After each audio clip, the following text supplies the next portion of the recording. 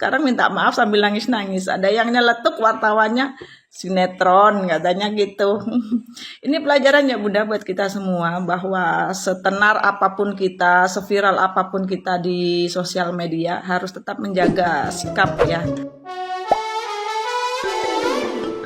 Hola netizen yang tercinta, Polres Probolinggo menggelar pers rilis usai melakukan mediasi antara orang tua siswa magang, pihak KDS Probolinggo dan selebgram Luluk Nuril. Kapolres Probolinggo AKBP Wisnuwardana menyebut bakal menindak tegas anggotanya yang terlibat dalam permasalahan tersebut. Pasalnya telah menimbulkan ketidaknyamanan dan kerugian pada institusinya. Sementara pemilik akun selebgram Luluk Nuril yang mempunyai nama asli Luluk Sofiatul Jannah, warga Asembakor, Kecamatan Kraksaan, Kabupaten Probolinggo, menyampaikan permohonan maafnya secara langsung di depan awak media serta para guru SMKN 1 Kota Probolinggo. Kepada awak media, Luluk berjanji tidak akan mengulangi perbuatannya, melakukan dan memviralkan perundungan kepada lembaga sekolah manapun, serta lebih bijak dan beretika dalam penggunaan media sosial di masa yang akan datang. Tangis Luluk pun semakin pecah saat membacakan teks permohonan maaf. Kemudian diakhiri dengan saling berpelukan antara ibu dari orang tua siswi magang dan Luluk. Tidak lupa Kapolres juga menanyakan kembali perihal permohonan maaf kepada orang tua siswa.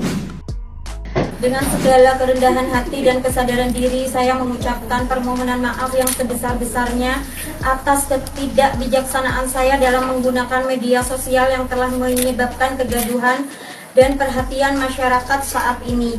Saya sangat menyesal dan memohon maaf bahwa apa yang saya sampaikan dan saya lakukan di platform IG Luluk Nuril dan TikTok Produk Madura tidak sepantasnya untuk dilakukan. Saya sadar bahwa media sosial adalah salah satu alat dalam berkomunikasi dan berbagai informasi. Namun saya telah kehilangan kendali dan melakukan hal-hal tidak terpuji sehingga menyebabkan kondisi anak tidak nyaman bagi saudari Laila Nur Afni Sohiba dan keluarga SMK 1 Probolinggo serta institusi Polri dan organisasi Bayangkari. Saya berjanji akan lebih bijak dan beretika dalam menggunakan media sosial.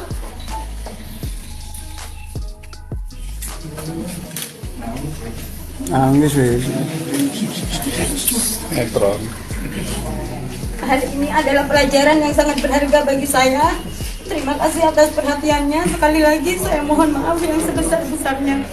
Wassalamualaikum warahmatullahi wabarakatuh. Nah, gimana nih menurut netizen yang maha benar? Silahkan berkomentar ya. Zaman sosial media itu maki-maki, marah-marah, menghina orang, menghujat orang, dan segala macam yang sifatnya not attitude. Ya, dengan begitu hanya bisa meminta maaf dan itu membaca. Nggak tahu tuh isi bacaannya juga yang bikin siapa. Harusnya kalau mau minta maaf tuh nggak perlu baca. Kamu ngomong aja langsung, tatap wajahnya. Jangan tunduk seperti itu membaca. Apakah itu sesuatu permintaan maaf dari hati atau tidak? Secara psikologis saya bilang ya, permintaan maaf itu harus tatap wajah. Melihat. Kalau ada kamera ya lihat kamera, jangan lihat baca juga begini gitu loh. Jangan nunduk aja kayak begitu. Itu permohonan maaf atau apa? Pakai nangis juga. Nah, ini satu pelajaran buat kalian semua. Tidak hanya untuk orang yang menghujat ya, tapi kita juga harus tahu dan harus punya attitude, etika kalau nggak tahu attitude. Oke?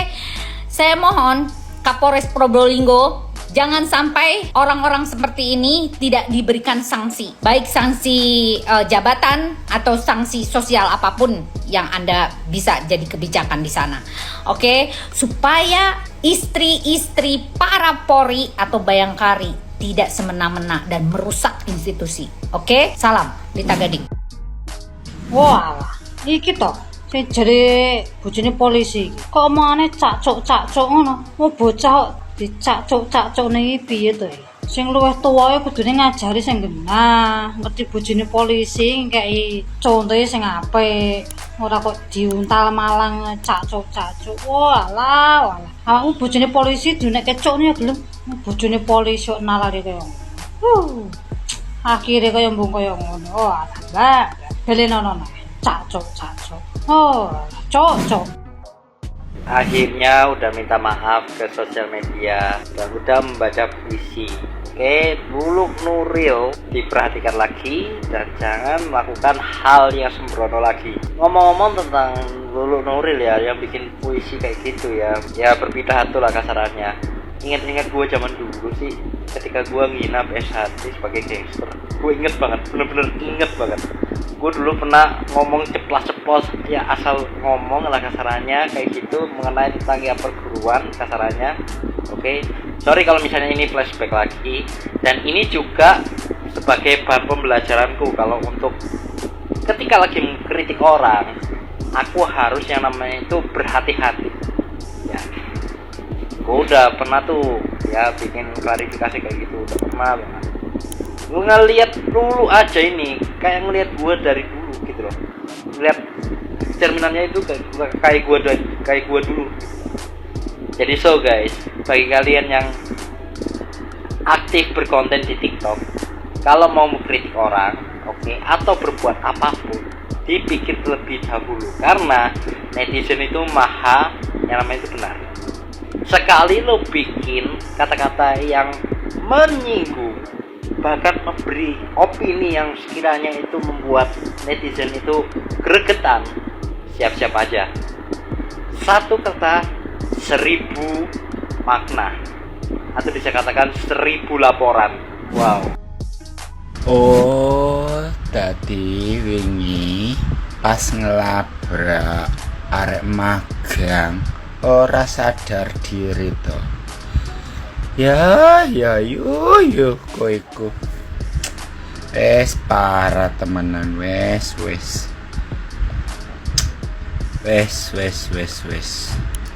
Berarti wingi gak sadar. Bukane wis ana aturan-aturan kabeh. Lek bojone abdi negara gak oleh gawe media sosial nemen-nemen apa meneh. Ya wis ngono kuwi. Ya kan? Kaya. Wis aku tak turu.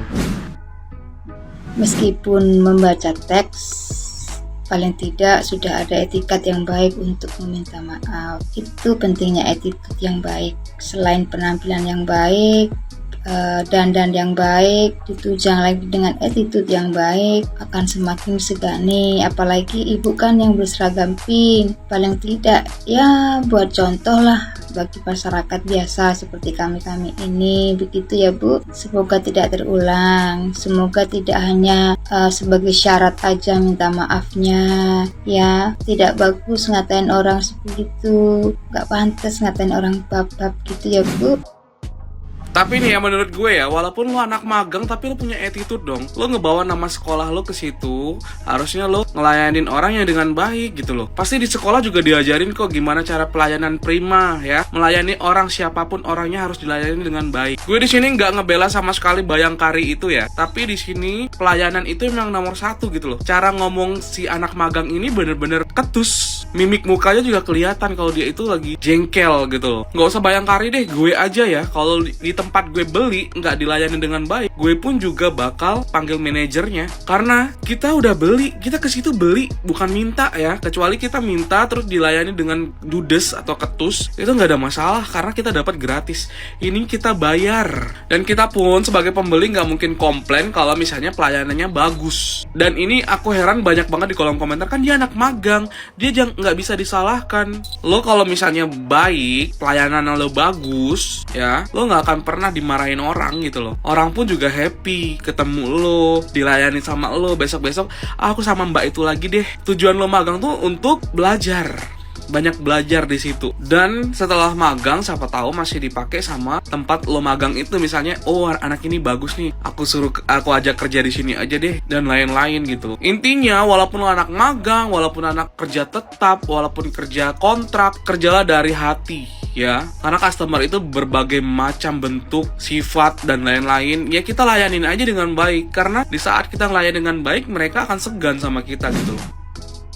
Jadi makin lama aku tuh nggak respect lah sama orang-orang yang lakukan klarifikasi tapi dia baca teks. Karena kenapa? Bisa saja sesudah dia baca teks dia ketawa ketiwi gitu. Jadi kayak gini, kalau seseorang niat dari hati terdalam dia, tidak perlu teks, melainkan perlu cara dia berpikir aja. Oh, kalau saya ngomong kayak gini, ini bagus, ini bakalan membuat orang Indonesia percaya sama saya. Kalau saya menggunakan teks, orang lain akan berpikir saya hanya membaca, karena teks bisa dibuat oleh siapa saja. Nah, maka dari itu, kalau bisa ya teman-teman, hukum negara itu harus lebih tegas, biar nggak ada lagi kejahatan di Indonesia ini. Karena kalian lihat sendiri, hukum Indonesia ini ya gimana kan, kayak Pak Fred kan masuk penjaraku nanti, maaf. Sekarang malah nangis minta maaf kakak, kemarin teriak-teriak kayak gitu ya, dengan gaya sosialitanya, katanya sosialita tingkat tinggi nih. Semua pada heboh memberitakan dia, sekarang minta maaf sambil nangis-nangis. Ada yang nyeletuk wartawannya, sinetron katanya gitu. Ini pelajaran ya Bunda buat kita semua, bahwa setenar apapun kita, seviral apapun kita di sosial media, harus tetap menjaga sikap ya. Kalau kita ditegur, apalagi negornya dengan baik-baik, nggak perlulah kita nyolot. Kalau kita misalkan salah atau kita benar pun harus menyikapinya dengan baik ya. Apalagi kalau kita salah ya harus memang mengaku salah, jangan mentang-mentang suamiku punya jabatan loh, suamiku polisi loh, nggak usah seperti itu. Jadi kalau memang kita salah ya harus kita terima kesalahan itu. Apalagi kalau diingatkan dengan orang yang umurnya di jauh di bawah kita, itu harus kita terima. Oke Bunda, ini pelajaran buat kita semua bahwa satu kesalahan bisa merusak semua kebaikan. Ini contohnya. Salut deh buat kakaknya, semoga bisa bisa memperbaiki diri ke depannya. Thank you.